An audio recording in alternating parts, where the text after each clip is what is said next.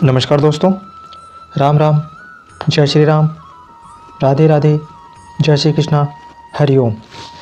आज हम बात करने वाले हैं श्रीमद् भागवत गीता जी के 15वें अध्याय की। इससे पूर्व हमने श्रीमद् भागवत गीता जी के 14वें अध्याय का अध्ययन किया था, जिसका नाम था गुणत्रय विभाग योग।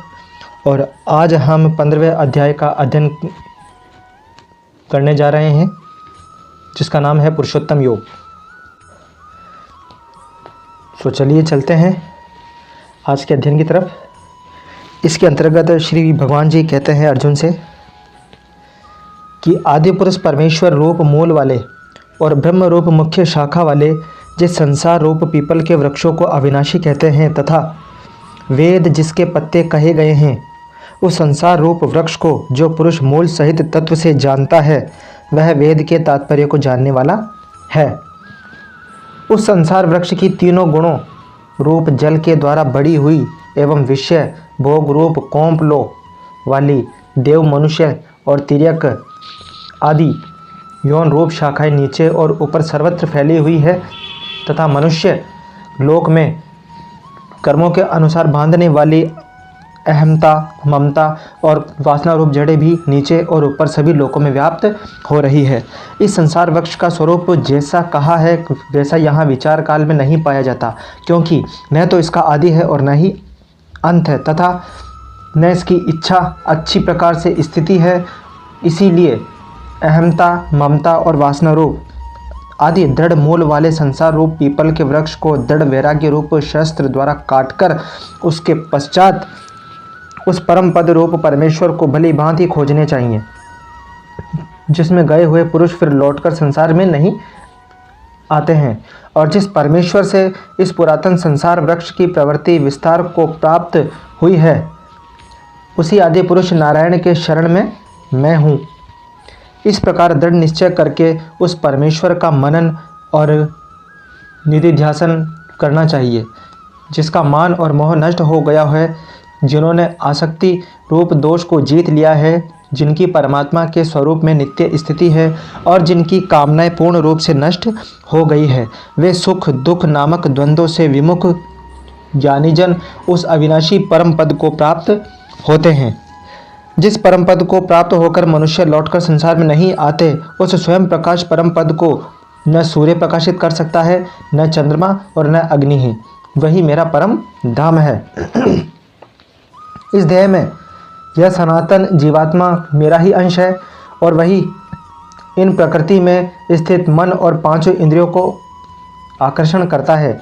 वायु गंध के स्थान से गंध को जैसे ग्रहण करके ले जाता है, वैसे ही देहादि का स्वामी जीवात्मा भी जिस शरीर का त्याग करता है, उससे इन मन सहित इंद्रियों को ग्रहण करके फिर जिस शरीर को प्राप्त होता है उसमें जाता है। यह जीवात्मा श्रोत, चक्षु और त्वचा को तथा रसना, घ्राण और मन को आश्रय करके अर्थात इन सब के सहारे से ही विषयों का सेवन करता है। शरीर को छोड़कर जाते हुए को अथवा शरीर में स्थित हुए को अथवा विषयों को भोगते हुए को, इस प्रकार तीनों गुणों से युक्त हुए को भी अज्ञानीजन नहीं जानते हैं। केवल ज्ञान रूप नेत्रों वाले विवेकशील ज्ञानी ही तत्व से जानते हैं। यत्न करने वाले योगीजन भी अपने हृदय में स्थित इस आत्मा को तत्व से जानते हैं, किंतु जिन्होंने अपने अंतःकरण को शुद्ध नहीं किया है, ऐसे अज्ञानी जन तो यत्न करते रहने पर भी इस आत्मा को नहीं जानते।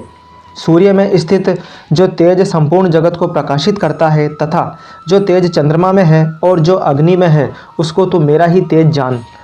और मैं ही पृथ्वी में प्रवेश करके अपनी शक्ति से सब भूतों को धारण करता हूँ और रस स्वरूप अर्थात अमृत में चंद्रमा होकर संपूर्ण औषधियों को अर्थात वनस्पतियों को पुष्ट करता हूँ। मैं ही सब प्राणियों के शरीर में स्थित रहने वाला प्राण और अपान से संयुक्त वैश्वानर अग्निरूप होकर 4 प्रकार के अन्न को पचाता हूँ। मैं ही सब प्राणियों के हृदय में अंतर्यामी रूप से स्थित हूँ तथा मुझसे ही स्मृति, ज्ञान और अपोहन होता है। और सब वेदों द्वारा मैं ही जानने के योग्य हूँ तथा वेदांत का कर्ता और वेदों को जानने वाला भी मैं ही हूँ। इस संसार में नाशवान और अविनाशी भी ये 2 प्रकार के पुरुष हैं। इनमें संपूर्ण भूत प्राणियों के शरीर तो नाशवान है और जीवात्मा अविनाशी कहा जाता है। इन दोनों से उत्तम पुरुष तो अन्य ही है, जो तीनों लोकों में प्रवेश करके सबका धारण पोषण करता है एवं अविनाशी परमेश्वर और परमात्मा इस प्रकार कहा गया है, क्योंकि मैं नाशवान जड़ वर्ग क्षेत्र से तो सर्वथा अतीत हूँ और अविनाशी जीवात्मा से भी उत्तम हूँ। इसीलिए लोक में तथा वेद में भी पुरुषोत्तम नाम से प्रसिद्ध हूँ।